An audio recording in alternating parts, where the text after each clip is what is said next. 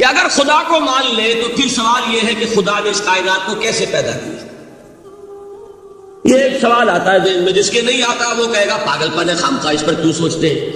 لیکن جس کے ذہن میں سوال آ گیا اس کے لیے بڑی مصیبت ہو جاتی ہے۔ وہ تو سوچتا ہے، انسان کا اختیار نہیں ہوتا اپنے ذہن پر، وہ لاکھ روکے اسے مت سوچو، وہ تو اور سوچے۔ یہ مصیبت ہے فلسفیوں کی، کیسے پیدا کیا؟ اب ایک تصور تو یہ ہے کہ جیسے یہ میز ہے، بڑھئی نے بنایا اس کو، بڑھئی علیحدہ ہے، میز علیحدہ ہے، لیکن اس میں یہ بات ماننی پڑے گی کہ پہلے کوئی چیز تھی جس سے میز بنائی، لکڑی تو تھی نا، اس سے میز بنائی۔ لہذا ہندوؤں میں ایک عقیدہ یہ ہے کہ خدا بھی قدیم، مادہ بھی قدیم، خدا نے اس مادے سے یہ شے بنا دی، مادے سے یہ بنا دی۔ کوئی مٹی کی تغاری ہوتی ہے، کمہار اس سے کوئی رکابی بنا دیتا ہے، کوئی وہ ہڈیا بنا دیتا ہے، کوئی گھڑا بنا دیتا ہے، مٹی تو ہے نا پہلے۔ تو مادہ بھی قدیم، خدا بھی قدیم، اور مادے سے خدا نے یہ شکلیں بنائی۔ ٹھیک، یہ بھی سنویت ہو گئی، توحید کو ختم ہو گئی۔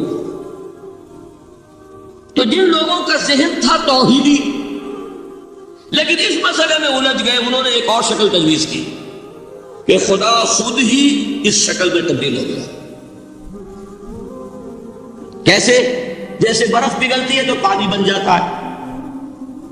پانی کہاں سے آیا؟ برف سے۔ اب کوئی پوچھے برف کہاں ہے؟ بھائی یہی پانی ہے، یہی برف ہے یا نہیں؟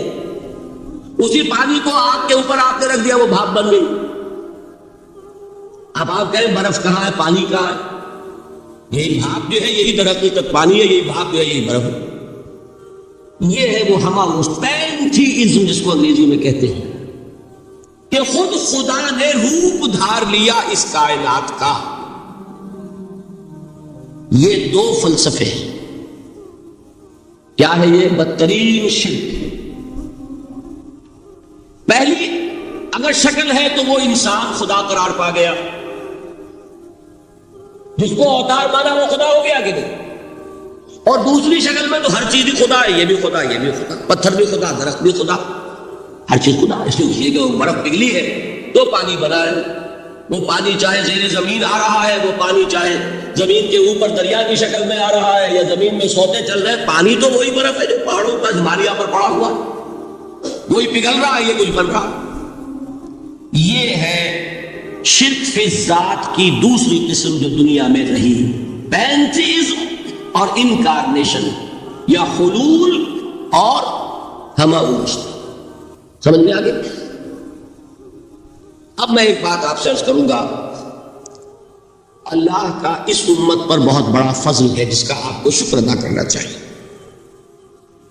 اس نوع کے شرک سے یہ امت 15ویں صدی شروع ہو جانے کے باوجود تاحال بحیثیت مجموعی محفوظ ہے۔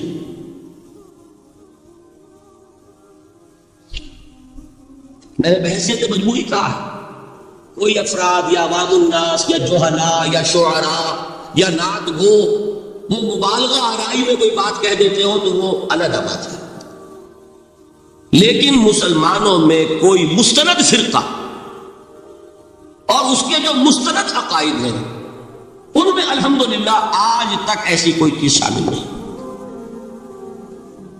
اس کا جب آپ تقابل کریں گے نا، آپ کا کیا خیال ہے عیسائیوں کو حضرت مسیح سے کتنی محبت تھی؟ اس کا تقابل کیجئے جو محبت مسلمانوں کو رہی حضور کے ساتھ، عیسائیوں کی محبت اس سے عشیر نہیں بنے گی۔ اس محبت کے باوجود کہ ہمیں 10 گنا 100 گنا 1000 گنا زیادہ محبت ہے حضور کے ساتھ، لیکن دیکھیے کہ انہوں نے خدا کا بیٹا بنا دیا۔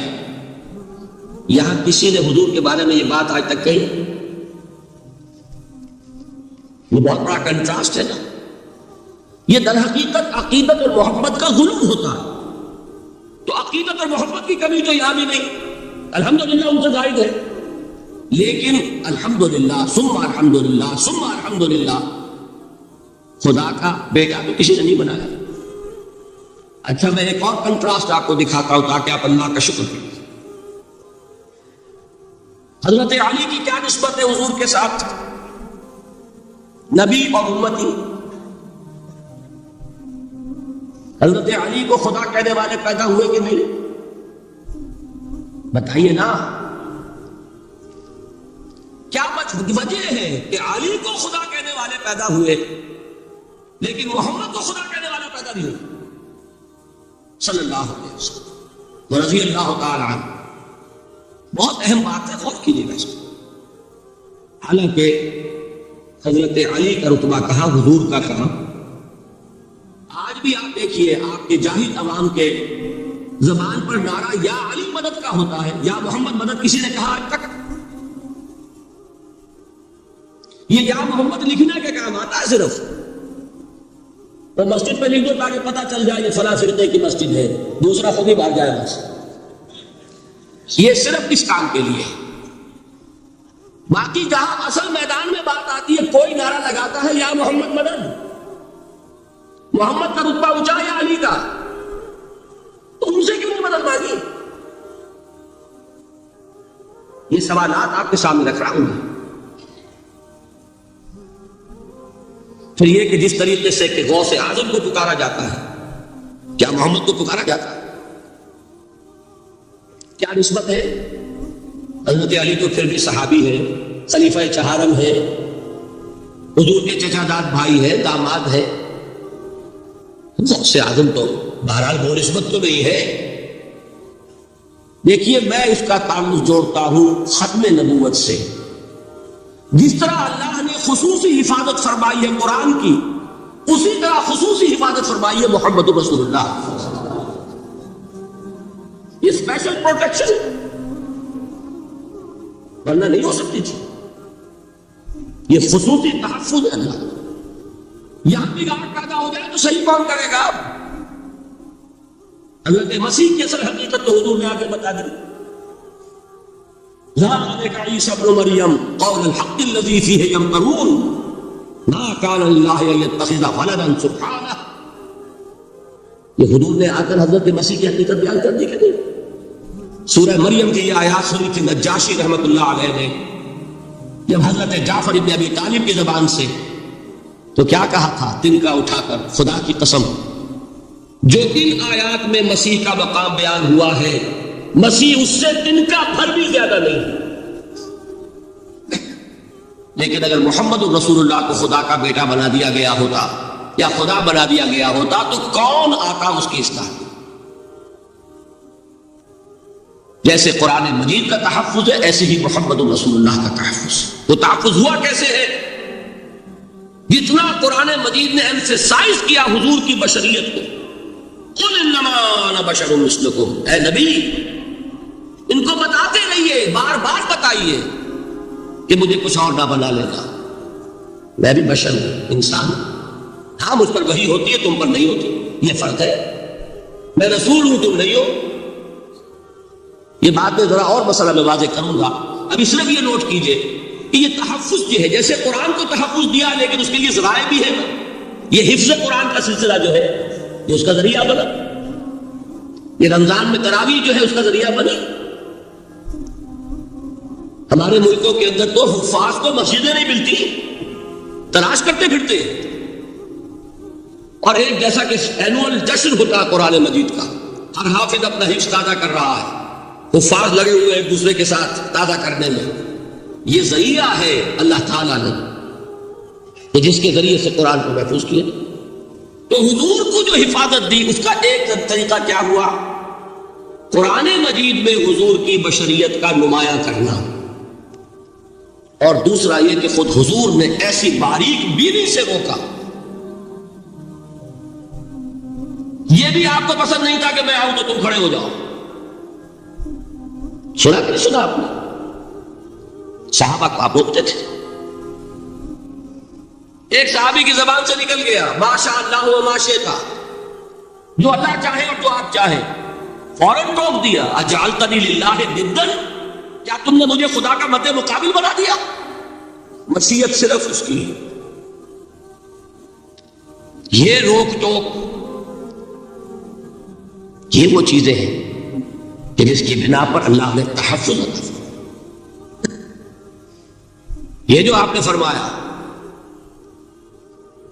میری قبر کو اسی جلسے اور جشن کا مرکز نہ بنا لیا، فرمایا کہ نہیں فرمایا؟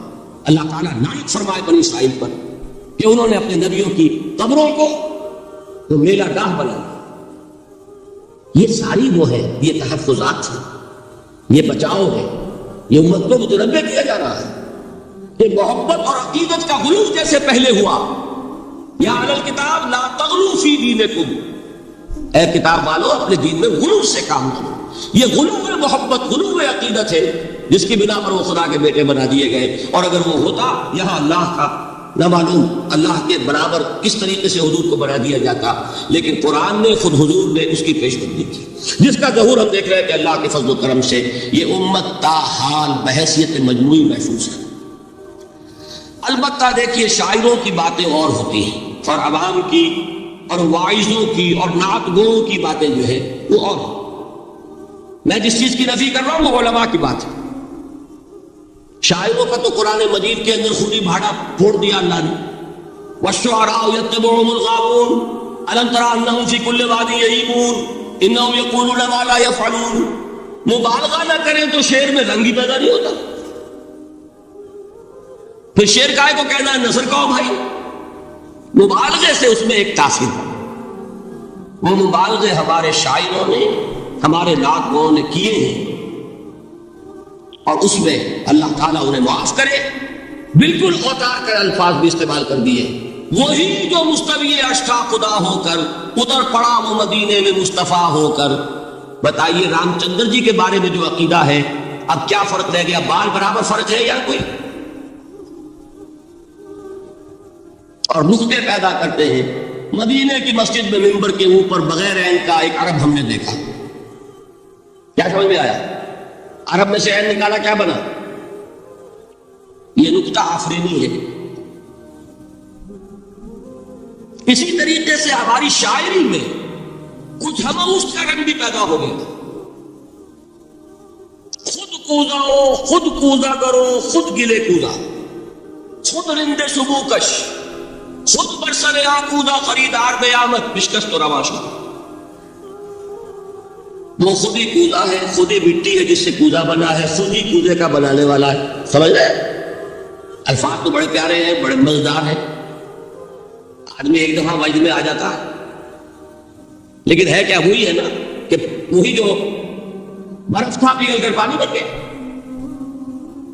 خود کوزا ہو، خود کوزا کرو، خود گلے کوزا، خود رندے سبو کش، خود ہی اس کوزے میں شراب ڈال کے پیتا بھی ہے، خود ہی مٹی ہے، خود ہی وہ بنانے والا ہے، خود ہی کوزا ہے، خود ہی اس میں شراب ڈال کے پیتا بھی، اور خود ہی اس کوزے کو توڑ کر اپنا راستہ بھی لیتا ہے۔ اب آپ اس پر سر دنیے اور جو چاہے کریں، لیکن یہ کہ اس کا ڈانڈے مل گئے کہ نہیں اسی ہوا اس سے۔ لیکن یہ کسی مفتی کی بات ہے کیا، یا کسی ائمہ دین میں سے کسی کا قول ہے؟ بھائی شاعروں کی باتیں سن لیا کریں، اللہ اللہ خیر سن۔ ان چیزوں کا بہت زیادہ سختی کے ساتھ نوٹس بھی لینے کا کوئی فائدہ نہیں ہوتا۔ بات وہ ہونی چاہیے کہ جو علماء کہہ رہے ہیں، مستند عقائد جو ان کی کتابوں میں درج ہیں، ان سے بات ہونی چاہیے۔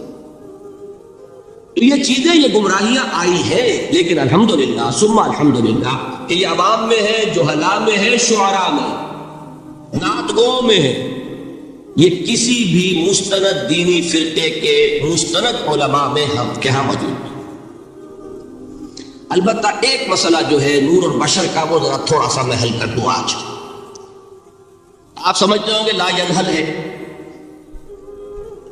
میں نے جس طرح کہا تھا کہ امام بخاری کا قول بھی 100% درست اور امام ابو حنیفہ کا بھی 100% درست ثابت کیا کہ نہیں، اسی طرح میں کہتا ہوں جو حضور کو بشر کہتے ہیں وہ بھی 100% درست، جو حضور کو نور کہتے ہیں وہ بھی 100% درست۔ مطلب کیا ہے؟ دیکھیے ہر انسان کے وجود کے دو حصے میں نے پہلے دن شاید کچھ بیان کیا تھا۔ ایک خاکی وجود، اور اینیمل بینگ جو حیوان ہے ہمارا، ایک وہ روح ربانی جو اس میں پھونکی گئی، آدم میں جب وہ روح پھونکی گئی تب وہ مسجود ملائک بنے. فَإِذَا سَوَّيْتُهُ وَنَفَخْتُ فِيهِ مِن رُوحِي فَقَعُوا لَهُ سَاجِدِينَ. دو جگہ آئے تھے قرآن مجید میں ایک شوشے کے فرق کے بغیر، سورہ حجر اور سورہ صاد. جب میں اس کو پوری طرح تیار کر لوں اور اس میں اپنی روح میں سے پھونک دوں تو گر پڑنا اس کے سامنے سجدے.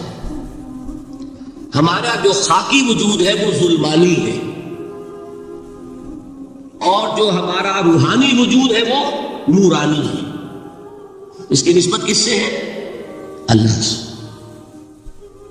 بات سمجھ میں آئی؟ لیکن ہم نے اپنے اس نورانی وجود کو اپنے خاکی ظلمانی وجود میں دفن کیا ہوا ہے. اور محمد الرسول اللہ صلی اللہ علیہ وسلم کا وہ نورانی وجود آپ کے اس خاکی وجود پر اس درجے غالب تھا کہ وہ خاکی وجود معدوم کے درجے میں ہے، لیکن وہ حضور صلی اللہ علیہ وسلم پر اثر انداز نہیں ہو سکتا. وہی خاکی وجود ہے جسے ہم نفس کہتے ہیں. نفس غلبہ کر سکتا ہے محمد صلی اللہ علیہ وسلم. حضور کی شخصیت کی نورانیت نے آپ کی شخصیت کے خاکی وجود کا احاطہ کیا ہوا. ہماری شخصیت کی ظلمانیت نے ہماری اس نورانیت کو گل کیا ہوا، دفن کیا ہوا، چھپایا ہوا. بس یہ فرق ہے. انہیں آپ کہہ لیں نور، صحیح ہے، ان کی نورانیت غالب. یہی بات ہے جو حضور نے اس طرح سمجھائی. دیکھو ہر انسان کے ساتھ ایک شیطان ہوتا ہے. اب کسی صحابی نے بڑی جرت سے کام لیا، پوچھ لیا حضور کہ آپ کے ساتھ بھی ہے؟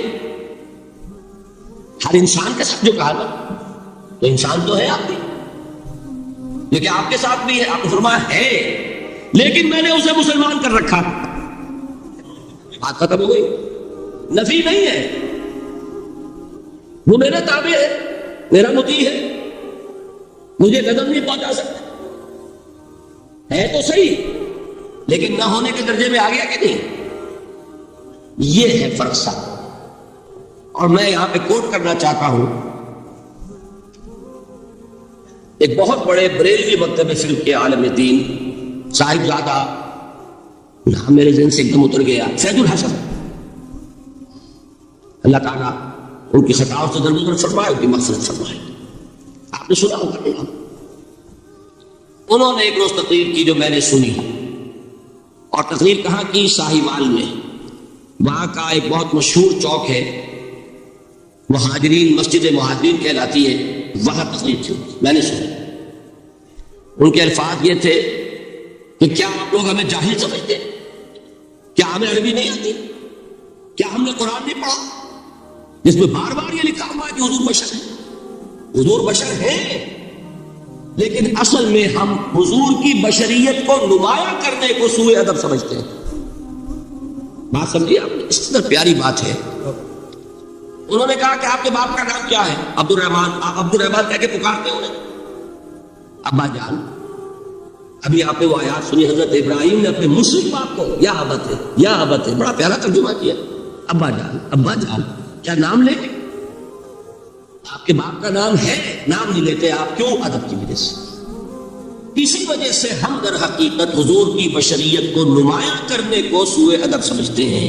ورنہ کوئی ہم جاہل ہیں، ہمیں عربی نہیں آتی، ہم نے قرآن نہیں پڑھا، ہم جانتے ہیں کہ وہ بشر. بات سمجھ میں آئی؟ کتنی آسانی سے مسئلہ حل ہوتا ہے، بشرطے کہ نیت حل کرنے کی ہو. آخر آمنہ کے بیٹے ہیں، عبداللہ کے بیٹے ہیں، عبد المطلب کے پوتے ہیں. بچپن آپ پر گزرا ہے، لڑکپن آپ پر گزرا ہے، نوجوانی آپ پر آئی ہے، جوانی آپ پر آئی ہے، شادی آپ نے کی ہے، اولاد آپ کی ہے. کون بے وقوف احمق ہوگا کہ جو آپ کی بشریت کا انکار کرے؟ لیکن یہ کہ جس طریقے سے اس کو بیان کیا جاتا ہے وہ ایک مسئلہ بن گیا اختلافی، وہ رد و قضا اور کھینچ تان. اور اس میں بھی سمجھ لیجئے مثلکم پر جو ایمفیسس بعض حضرات دے دیتے ہیں اپنے توحیدی جو ان کے اندر ایک مزاج ہے، اللہ تعالیٰ ان کے مزاج کو اور پختہ کرے، لیکن اس میں بھی مبالغہ کیا جاتا ہے. ایک حدیث مجھ سے سنیے جس میں حضور نے مثل کا انکار کیا. مثلکم کا مطلب اگر کسی نے سمجھا کہ بالکل ہم جیسے ہیں تو بہت بڑی مغالطہ ہے۔ حضور صوم وصال سے منع فرماتے تھے، خود رکھتے تھے۔ صوم وصال کیا ہے؟ آج روزہ رکھا، شام کو افطار نہیں کیا، وہی روزہ رات بھر چل رہا ہے، اگلے دن بھی چل رہا ہے، شام تک کو جا کے پھر کھولا تو 2 دن کا صوم وصال ہو گیا۔ اگلے دن بھی نہیں کھولا، چلا تو 72 گھنٹے کا صوم وصال ہو گیا۔ یہ کیا ہے؟ صوم وصال خود رکھتے تھے اور صحابہ کو روکا۔ صحابہ میں سے کسی نے ہمت کر لی، حضور آپ خود رکھتے ہمیں روکتے۔ فرماتے ہیں ایکم مثلی، تم میں سے کون مجھ جیسا ہے؟ ابھی تو عند ربی، میں تو اپنے رب کے پاس رات گزارتا ہوں، وہ یطعمنی ویسقین، وہ مجھے کھلاتا ہے پلاتا ہے۔ بتائیے کون ہے جو اس کا دعویٰ کرے گا؟ حضور کے خصائص ہیں۔ حضور خود فرماتے ہیں تم صرف سامنے سے دیکھتے ہو، میں پیچھے سے بھی دیکھتا ہوں۔ کہا ہوا وہ مثلیت؟ اگر آپ نے بالکل اپنے جیسا سمجھ لیا تو بڑے مخاطب ہیں۔ نبی کا مقام ہے، نبی کا رتبہ ہے، نبی کے خصائص ہیں۔ آپ سو گئے تو آپ کی نیند، آپ کی وضو ٹوٹ گئی اور نبی سو گیا تو کہاں گئی مثلیت میں؟ مثل اس معنی میں بشر ہے، نسل آدم سے ہے، اس میں کوئی شک نہیں، اس معنی میں مثل ٹھیک ہے۔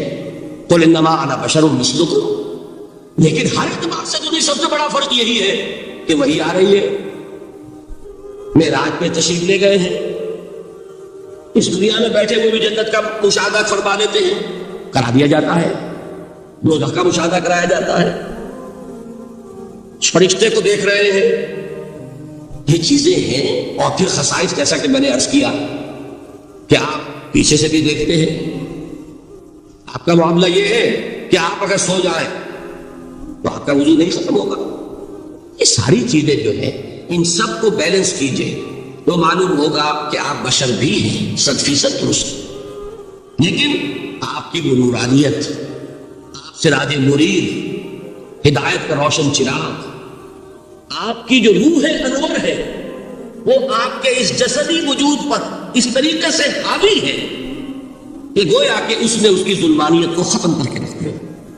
اس معنی میں کوئی کہے نور مجسم تو مجھے کوئی اعتراض نہیں۔ یہ ہے ان چیزوں کو جمع کرنے کی شکل، خام خواہ کی کھینچتان کے سوا کچھ نہیں۔ بہرحال یہ پہلا حصہ ختم ہوا، شرک فی الذات۔ اب آئیے شرک فی الصفات۔ میں نے عرض کیا تھا کہ یہ ایک بڑا علمی مسئلہ ہے اور اس میں ٹھوکر لگ جاتی ہے۔ وجہ کیا ہے اس کو سمجھ لیں۔ بنیادی بات، ہماری زبان جو ہے وہ بہت محدود ہے۔ ہماری ہی زبان ہے جس سے اللہ کے ذریعہ بنایا اپنی ہدایت کا، ورنہ ہمارے پلے نہ پڑتی بات، ظاہر ہے۔ لیکن ہماری زبان کی محدودیت ہے۔ اس محدودیت کا ایک مظہر یہ ہے کہ ہم جو الفاظ اللہ کے لیے بطور صفت استعمال کرتے ہیں وہی الفاظ مخلوقات کے لیے بھی کر لیتے ہیں۔ اللہ موجود، ہم بھی موجود۔ اللہ زندہ، ہم بھی زندہ۔ اللہ علیم، تو انسان علیم ہی علیم نہیں، علامہ بھی ہے کہ نہیں؟ یہ تو بڑا مبالغے کا لفظ ہے، انسان علامہ ہے۔ اللہ دیکھتا ہے، بصیر ہے، ہم بھی بصیر ہیں۔ اللہ سنتا ہے، سمیع ہے، ہم بھی سنتے ہیں۔ اللہ کو قدرت حاصل ہے، کچھ ہمیں بھی حاصل ہے۔ ایک مکہ مارا تھا حضرت موسیٰ نے، جان نکال دی تھی کہ نہیں؟ ہے نا کچھ نہ کچھ۔ اللہ چاہتا ہے، ہم بھی چاہتے ہیں۔ اسے دیکھیے چاہت میں وہ ہو گیا تھا جس پر روک دیا حضور نے، ما شاء اللہ و ما شئت اجعلتنی للہ ندا، کیا تم نے مجھے اللہ کا مد مقابل بنا دیا؟ دھوکہ ان الفاظ کے اشتراک کی وجہ سے لگ جاتا ہے۔ بات سمجھ میں آئی؟ اب اس میں فارمولہ میں نے عرض کیا تھا کہ ایک نوٹ کر لیں تو مسئلے سارے حل ہو جائیں۔ جب ہم کوئی لفظ بطور صفت اللہ کے لیے بولتے ہیں اور اسی لفظ کو مخلوق میں سے کسی کے لیے بولتے ہیں. مخلوق میں سب آ گئے، جمادات، حیوانات، انسان، اولیاء اللہ، فرشتے، انبیاء، رسول، سب مخلوق تو ہیں. وہ کل مخلوقات. جب ہم ایک لفظ بطور صفت استعمال کریں گے اللہ کے لیے اور اسی لفظ کو استعمال کریں گے بندوں کے لیے، تو ان میں 3 فرق ہیں جو ذہن میں رہنے چاہیے. گن کر یاد کیجیے. اللہ کی ذات قدیم ہے، ہمیشہ سے ہے. اسی طرح اس کی صفت بھی قدیم ہے، ہمیشہ سے ہے. مخلوقات حادث ہے، ان کی صفات بھی حادث ہے. حادث قدیم کے مقابلے میں کہ پہلے نہیں تھی پھر ہو گئی. ایک فرق، اللہ کی ذات از خود ہے، کسی اور نے تو اس کو وجود نہیں بخشا نا. اللہ کا وجود از خود ہے، ذاتی ہے. اسی طرح اس کی صفات ذاتی ہے، کسی اور کی عطا کردہ نہیں ہے. مخلوق کوئی ہو کسے باشا، ان کا وجود ذاتی نہیں، عطائی ہے. اللہ نے دیا تو وجود ملا. اسی طرح ان کی صفات عطائی ہے، ذاتی نہیں. 2 فرق ہو گئے. اللہ کی ذات مطلق ہے، لا محدود. اسی طرح اس کی صفات مطلق ہے، لا محدود. مخلوق کی ذات محدود کسے باشد، صفت بھی محدود. 3 فرق ہے، ذاتی عطائی، قدیم حادث، لا محدود محدود. 3 فرق ذہن میں رہیں تو جو صفت بھی آپ اب بولیں گے اس میں یہ تینوں باتیں ذہن میں رہیں. سمجھ میں آگے بات؟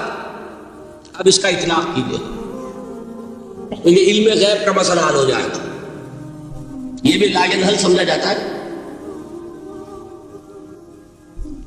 علم کسی کا بھی ہو، انسان، فرشتہ، اولیاء، انبیاء، رسول، حضور صلی اللہ علیہ وسلم، کسی کا حادث ہے، قدیم نہیں ہے، عطائی ہے، ذاتی نہیں ہے، محدود ہے، لا محدود نہیں ہے. 3 باتیں مان لیں، شرک نہیں ہوگا. ان میں سے ایک کو ساقط کر دیں، شرک ہو جائے. آئی بات سمجھ؟ اللہ کی قدرت ذاتی ہے، عطا کردہ نہیں. مخلوق میں جو جس کو قدرت حاصل ہے وہ عطائی ہے، ذاتی نہیں. اللہ کی قدرت لا محدود، یفعل ما یشاء فعال لما یرید علی کل شیء قدیر. مخلوق کوئی بھی ہو اس کی قدرت محدود. اللہ کی قدرت جب سے وہ ہے ہمیشہ سے ہے، ہمیشہ سے قدرت بھی ہے. اور مخلوق میں سے قدرت یہ حادث ہے. تینوں چیزیں سامنے رہے، شرک نہیں ہوگا. ایک چیز کی بھی کمی ہو گئی، شرک ہو جائے. یہ ساری صفات پر لے. اللہ کی حیات ذاتی، ہماری عطائی. لائی حیات آئے، قضا دے چلی چلے، اپنے بس میں نہ آنا چاہ نہ جانا ہے. زندگی اس کی عطا کردہ ہے، جب چاہے لے لے. اللہ کی حیات بھی ایسی ہے کہ ذاتی. الحی، ہماری حیات محدود، ویسے بھی محدود. موت آئے گی، شاید ختم ہو جائے. چلیے موت ختم نہیں کرتی، ہم سمجھتے ہیں کہ وہ ہماری ابدی ہے. محدود اس معنی میں تو ہے کھانے کو نہ ملے تو کمزوری، ذرا کام کیا تو تکان، نیند بھی آ رہی ہے، اونگ بھی آ رہی ہے. اور اس کی حیات الحی القیوم لا تاخذہ سنۃ ولا نوم. حیات ذاتی ہے، لا محدود ہے اور قدیم ہے. یہاں حیات عطائی ہے اور حادث ہے اور محدود ہے، ساری صفات. اس کو ذہن میں رکھ لیجئے. تو اب 2 مسئلے میں یہاں حل کرتا ہوں. جو لوگ کہتے ہیں حضور کو علم غیب نہیں تھا، اور جو کہتے ہیں تھا، بدقسمتی سے دونوں نے ڈیفینیشن علیحدہ کر لی. جو ڈیفینیشن نفی کرنے والوں نے کی ہے اس کی وجہ سے، اس کے اعتبار سے واقعتاً نہیں تھا. انہوں نے ڈیفینیشن یہ کی ہے، تعریف یہ کی ہے، وہ علم جو خود حاصل ہو جائے، اللہ کا عطا کردہ علم جو ہے وہ کہتے ہیں وہ غیب نہیں ہے۔ تو وہ بھی مانتے ہیں کہ ہر علم جو حضور کو حاصل ہے وہ اللہ کا عطا کردہ۔ میں صاحب عالم میں یہ سارے مرحلے میں نے طے کیے نا اپنے زمانہ طالب علم میں۔ مولانا منظور احمد شاہ صاحب ہے سائیوال میں ایک، میں ان کے پاس حاضر ہوں، میں نے کہا جی یہ مسئلہ کیا ہے علم غیب کا، مجھے ذرا سمجھائیں۔ انہوں نے ایک کتاب اپنی نکالی کہ دیکھیے صاحب ہم حضور کے علم کے بارے میں یہ باتیں مانتے ہیں، حضور کا علم حادث ہے، قدیم نہیں ہے، حضور کا علم محدود ہے، لامحدود نہیں ہے، حضور کا علم عطا کردہ ہے، ذاتی نہیں ہے۔ میں نے کہا یہ تین باتیں اگر آپ مان لیں تو میرا تو جھگڑا کوئی نہیں آپ سے۔ ہوتا کیا ہے جب آئیں گے وعظ میں، خطابت میں، تو عالم ما کان وما یکون، اب الفاظ وہ استعمال کر جائیں گے۔ ایک واعظ ہے، عام مقرر ہے، واہ واہ ہوتی ہی نہیں، نعرے لگتے ہی نہیں، محفل میں گرمی آتی نہیں جب تک کہ ایسے مبالغے نہ کریں۔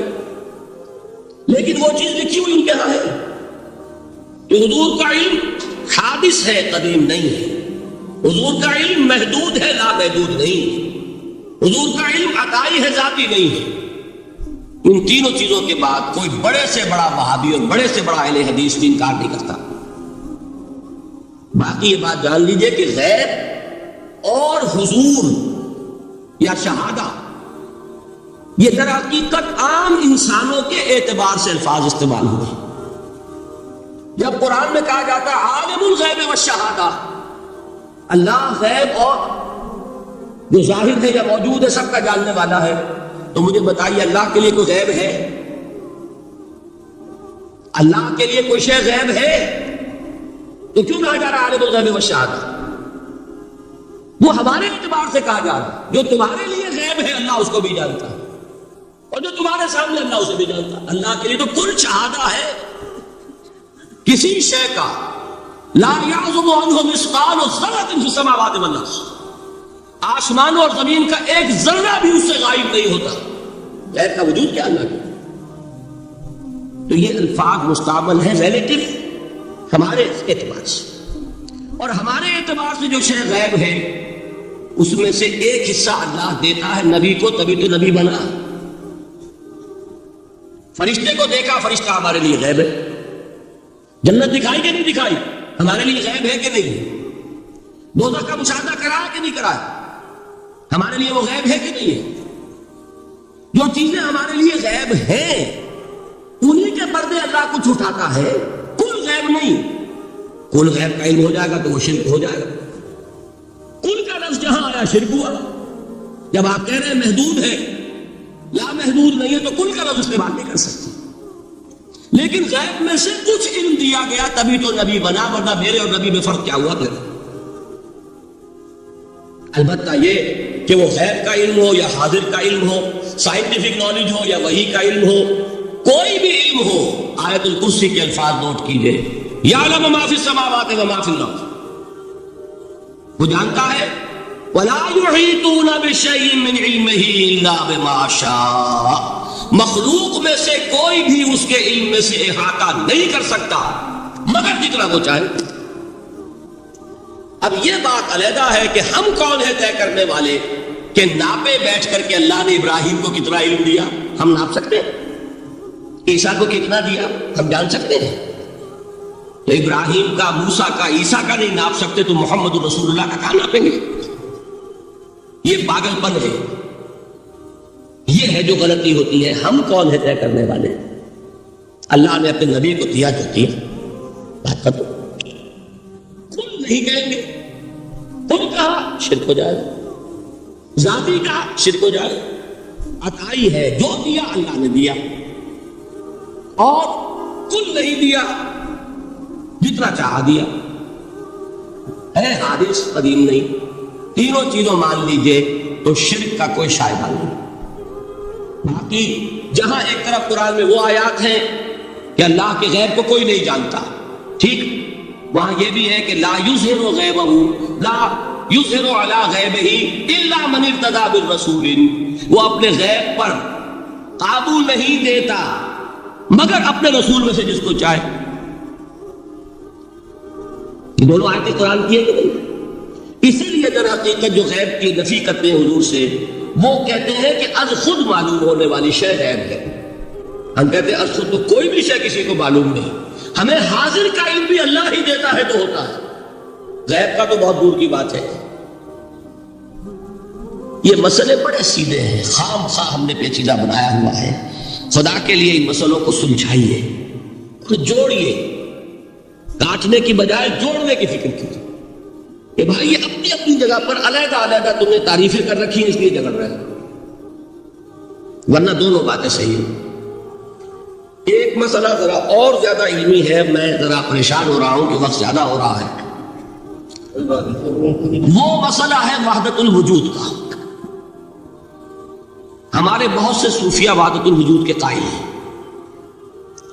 اور ہمارے کچھ لوگ جو معترض ہیں وہ وحدت الوجود اور ہمہ اوست کو کنفیوز کر دیتے ہیں، ایک سمجھ لیتے ہیں.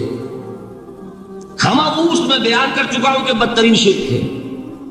وحدت الوجود اور شے ہے، باریک بات ہے، سمجھ میں نہیں آتی عام لوگوں کے. سادہ ترین الفاظ میں آپ کو سمجھاتا ہوں. ایک نظریہ یہ ہے کہ اللہ ہی نے یہ روپ دھار لیا، یہ ساری چیزیں بالفعل موجود ہیں، یہ بھی ہے، یہ بھی ہے، یہ بھی ہے، اور یہ سب اللہ ہی ہے. یہ بدترین شرک ہے، شرک فی الذات.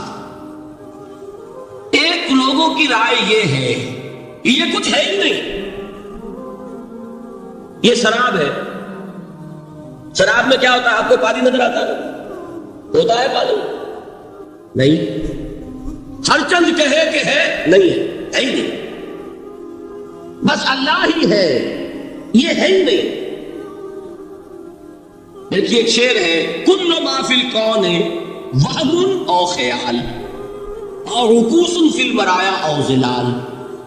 اس کائنات میں جو کچھ ہے یا تو وہم ہے یا خیال ہے، یا جیسے شیشے میں عکس ہوتا ہے، آپ ادھر کھڑے آئینے کے نظر آ رہے ہیں، ادھر بھی ہے، ادھر کوئی نہیں.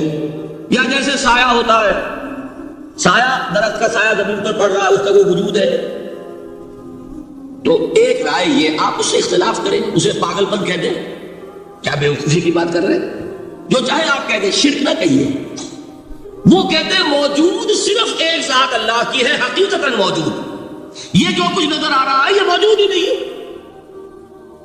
اس کو شرک نہیں کہتے. اس سے اختلاف کریں، کوئی ضروری نہیں ہے کہ آپ مانیں ان کی بات. میں یہ نہیں کہہ رہا کہ آپ ضرور مانیں. شیخ احمد سرہندی رحمۃ اللہ علیہ نے اسے سمجھایا ہے اس کائنات کی حقیقت کیا ہے، ایک مثال سے. ان کے نظریے کو وحدت الشہود کہتے ہیں، وحدت الشہود، وحدت الوجود. شاہ ولی اللہ دہلوی نے فیصلہ کیا ہے کہ دونوں میں باریک سا فرق ہے، کوئی فرق نہیں ہے، تعبیر کا فرق. وہ مثال دیتے ہیں کہ دیکھیے ایک مشعل لیجئے. مشعل کیا ہوتی ہے؟ ایک لکڑی ہے، اس کے ایک سرے کے اوپر آپ نے کپڑا وغیرہ باندھ کے تیل ڈال کے آگ لگا دی. شعلہ جوالا ہے، ایک شعلہ، ٹھیک. وہ فرماتے ہیں کہ اس کو تیزی کے ساتھ ایک دائرے میں حرکت دیجئے، آپ کو آگ کا دائرہ نظر آئے گا، دیکھنے والے کو نظر آئے گا کہ نہیں؟ کیا دائرہ فی الواقع موجود ہے؟ بات ثابت ہو گئی کہ نہیں ہے، نظر آ رہا. یہ فرماتے ہیں حضرت مجدد، ای الصنعت باری تعالی است، یہ معدوم را موجود میں نمائند. یہ اللہ تعالیٰ کی صنائی ہے، خلاقی ہے کہ جو شے ہے نہیں اس کو دکھا دیتے ہیں. جیسے آپ نے آپ سے دائرہ دکھا دیا ہے نہیں، اس کائنات کا کوئی وجود. میں پھر عرض کروں گا آپ اس سے اختلاف کریں، اسے نہ مانیں، چھوڑ دیں اس کو.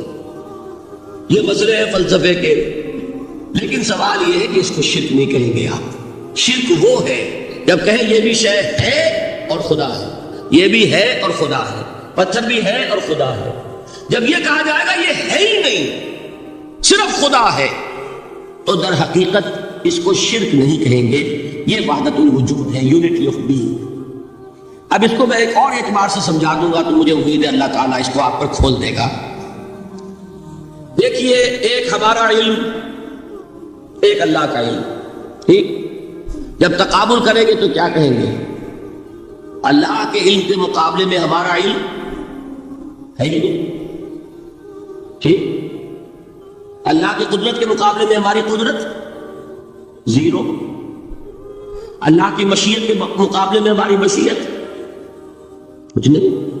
وما تشاءون الا یشاء اللہ، تم چاہ بھی نہیں سکتے جب تک کہ اللہ نہ چاہے۔ تو کیا ہوئی؟ خواب ہوئی۔ یہی آتے ہیں نا جو حدیث جس میں کہ دعا استخارہ حضور نے تلقین فرمائی، اور صحابہ فرماتے ہیں کہ حضور نے ہمیں اس طرح سکھائی یہ دعا استخارہ جیسے قرآن سکھایا۔ اس میں الفاظ کیا ہے؟ فَإِنَّكَ تَعْلَمُ وَلَا أَعْلَمُ وَتَقْدِرُ وَلَا أَقْدِرُ، اے اللہ تجھے قدرت حاصل ہے، مجھے کوئی قدرت حاصل نہیں۔ اگر ظاہری الفاظ پر جائیں گے تو یہ تو خلاف واقعہ بات ہے۔ کیا حضور کو کوئی علم حاصل نہیں تھا؟ یہاں تو حضور فرما رہے ہیں فَإِنَّكَ تَعْلَمُ وَلَا أَعْلَمُ، یا چلیے اگر کوئی اور عام انسان کہتا ہے میں نہیں جانتا، تو کیا کوئی علم حاصل نہیں اسے؟ کچھ نہ کچھ علم تو ہے، لیکن اللہ کے علم کے مقابلے میں وہ نہ ہونے کے برابر ہے۔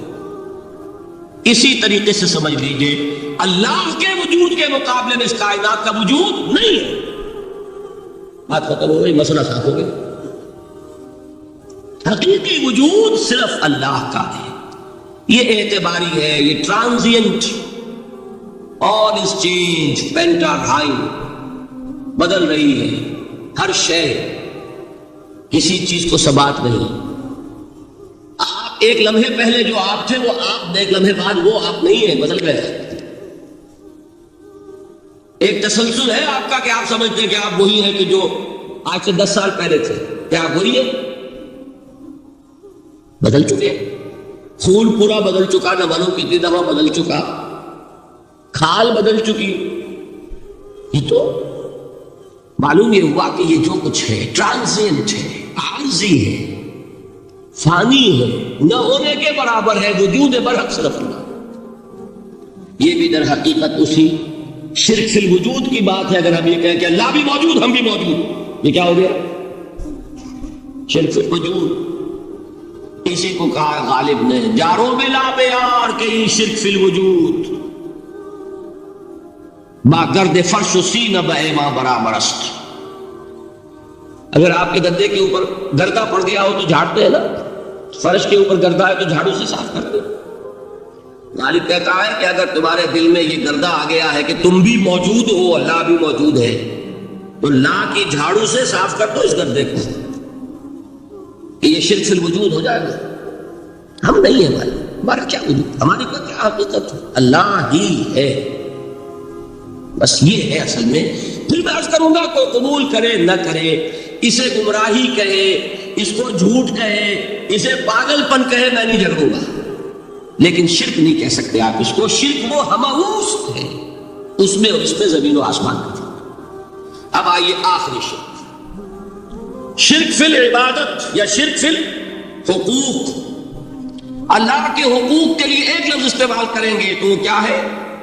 عبادت۔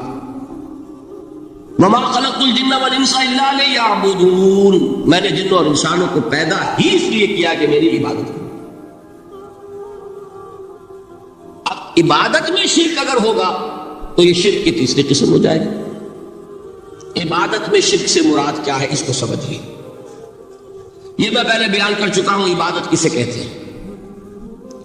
عبادت کے دو جز سمجھ لیجئے، جیسے ایک میرا یہ جسم ہے، ایک اس میں روح ہے۔ روح نظر نہیں آتی، نظر جسم آتا ہے، لیکن اس جسم کا سارا وجود اس روح سے ہے۔ چلیے روح کو چھوڑے، جان، جان کیا کس بلا کا نام ہے، کسی کو نظر آئی آج؟ لیکن یہ جان ہی ہے جو اس جسم کو قائم رکھے ہوئے۔ اسی طرح عبادت کا ایک جسم ہے، ایک جان ہے۔ جسم کیا ہے؟ اطاعت، اللہ کی بندگی، ہما تن بندگی، ہما وجوہ بندگی، ہما وقت بندگی، یہ تو بیان کر چکا ہے۔ اور روح کیا ہے؟ محبت، اللہ کی محبت۔ اطاعت جب سے کی جاتی ہے تو وہ عبادت نہیں کہلاتی ہے۔ انگریز کی اطاعت ہم کرتے تھے لیکن کیا عبادت کرتے تھے؟ بات سمجھ میں آئی؟ اطاعت تو کر رہے تھے، عبادت نہیں۔ عبادت اس اطاعت کو کہتے ہیں جو کسی ہستی کی محبت سے سرشار ہو کر ہما وقت، ہما تن، ہما وجود کی جائے۔ تو جسد ظاہری کیا ہے عبادت کا؟ اطاعت، اور روح کیا ہے؟ محبت۔ اب ان دونوں کے اعتبار سے شرک کیا ہے، توحید کیا ہے، اس کو سمجھ لیجئے۔ اور یہ ہے وہ چیزیں جو میں نے عرض کیا تھا کہ بالکل الجبرا کے فارمولوں کی طرح کی بات ہے۔ اطاعت میں توحید کیا ہے کہ مطاع مطلق صرف اللہ، ٹھیک، باقی ساری اطاعتیں اللہ کی اطاعت کے تابع۔ نفی نہیں ہے، والدین کی اطاعت کرو، لیکن جہاں والدین حکم دیں اللہ کے حکم کے خلاف، بات ختم، اطاعت نہیں ہوگی۔ بیوی شوہر کی اطاعت کرے، آپ اولو الامر کی اطاعت کرے، شاگرد استاد کی اطاعت کرے، مرید پیر کی اطاعت کرے، لیکن کیا پیر کو یہ بھی حق ہے کہ اللہ کے کسی حکم کو منسوخ کر دے، رسول کے کسی حکم پر اپنے حکم کو بر کرے، بالا تر رکھے؟ سمجھ میں آ گیا؟ اصول کیا ہے کہ اطاعت مطلق unconditional unlimited obedience is due only to Allah. All the other obediences are limited by His injunctions. اس کو حضور نے کیسے بیان کیا؟ لا طاعت لمخلوق فی معصیت الخالق۔ مخلوق میں سے کسی کی اطاعت نہیں ہوگی جس میں خالق کی معصیت لازم آ رہی۔ جہاں اللہ کا کوئی حکم نہیں ہے آپ میرا حکم مان لیجیے، یہ شرک نہیں ہوگا۔ جہاں اللہ کا حکم ہے اس کے خلاف میں حکم دوں اور آپ مان لیں تو یہ شرک ہو جائے۔ بات سمجھ میں آ گئی کہ نہیں؟ اب اس کو اپلائی کیجئے، اپلیکیشن بالکل انڈیویجول لیول پر کیجئے۔ پہلے اللہ کا حکم کیا ہے؟ فجر کا وقت ہو گیا، نماز پڑھو۔ نفس کا حکم کیا ہے؟ سو۔ آپ نے اطاعت کی نفس کی، آپ کا مطاع کون ہوا؟ نفس۔ اور اللہ کی معصیت میں ہوا کہ اس کے حکم کے تابع ہوا، تو آپ کا نفس کیا بن گیا؟ آپ کا خدا، معبود۔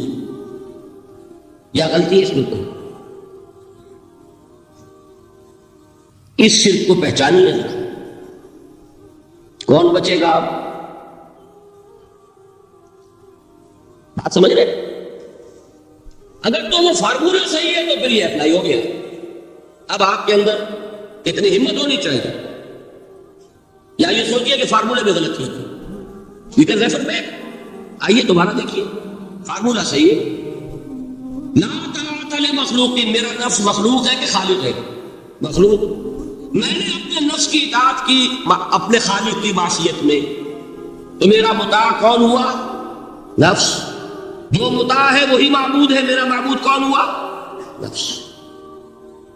اس کو کہتے ہیں مولانا روم، نفس ما ہم کم طرف فرعون نیست، لیکن ایرعون نیست، میرا نفس بھی فرعون سے کم نہیں ہے۔ فرعون نے کیا کہا تھا کہ یہ مملکت میری ہے مصر کی، یہاں میرا قانون چلے گا، الیس لی ملک مصر، کیا مصر کی حکومت میری نہیں ہے؟ میں نہیں جانتا کون اللہ کون رسول، کیا حکم صحیح کیا غلط، میرا حکم چلے گا۔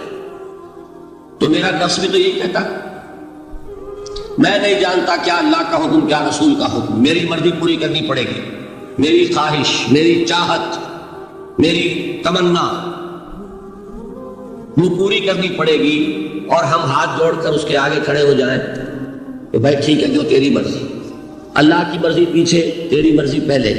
تو معبود کون ہوا؟ نفس ما ہم کم طرز فرعون نیست، لیکن ایرعون نیست۔ ٹھیک، قرآن سے سند چاہیے۔ قرآن نے فرمایا ارأیت من اتخذ الہہ ہواہ، کیا تم نے دیکھا اس شخص کو جس نے اپنے خواہش نفس کو اپنا الہ بنا رکھا ہے؟ الہ کا لفظ وہ ہے جو آپ کے کلمہ طیبہ میں ہے، کہہ رہا ہے لا الہ الا اللہ، اور تسبیح پڑھ رہا ہے لا الہ الا اللہ، اور جب فارغ ہوتا ہے تو نفس کو فوراً معبود بنا دیتا ہے. ارأیت من اتخذ الہہ ہواہ، کیا تم نے دیکھا اس شخص کو جس نے بنا لیا اپنی خواہش نفس کو اپنا معبود. اچھا اسی کو میں ٹاپ پر لے جا رہا ہوں، درمیان میں فل ان دی بلینکس آپ کر لیجئے گا. یہ میں نے کہا تھا انڈیویجول میں. اب آئیے کلیکٹیو لائف جو ہے، قومی زندگی، اس میں سب سے اونچی چیز کیا ہوتی ہے؟ کسی بھی ریاست کا دستور. دستور میں کیا بات طے ہوتی ہے؟ اولین کہ حاکمیت کس کی ہے. ٹھیک، اگر آپ نے کہا جمہور کی حاکمیت ہے، کسی نے کہا فلاں خاندان کی حاکمیت ہے، کیا ہوا؟ یہ ہوا کہ نہیں؟ گھبرا کیوں رہے ہیں؟ پکڑے نہیں جائیں گے.